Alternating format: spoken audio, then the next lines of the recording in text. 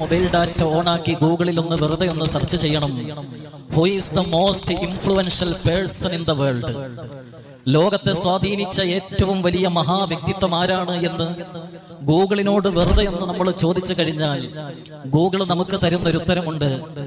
അത് ലോകത്തെ ഏറ്റവും വലിയ സെമിറ്റിക് മതത്തിന്റെ വക്താവായ യേശുവല്ല, ലോകത്തെ ഏറ്റവും കൂടുതൽ അംഗബലമുള്ള കമ്മ്യൂണിസ്റ്റ് പാർട്ടിയുടെ അല്ലെങ്കിൽ കമ്മ്യൂണിസത്തിന്റെ വക്താവ് കാൾ മാർക്സ് അല്ല, ലോകത്തെ ഏറ്റവും കൂടുതൽ സ്വാധീനിച്ച വ്യക്തി അത് മദീനയുടെ മണവാളൻ മുഹമ്മദ് റസൂലുള്ളാഹി സ്വല്ലല്ലാഹു അലൈഹി വസല്ലം തങ്ങളാണ്.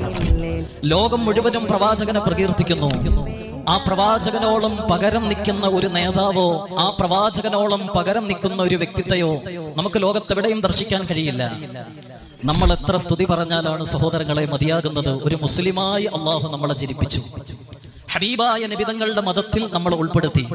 അള്ളാഹു ഒരു മുസ്ലിമായ രൂപത്തിൽ മരിക്കാനും നമുക്ക് തൗഫീഖ് നൽകുമാറാവട്ടെ.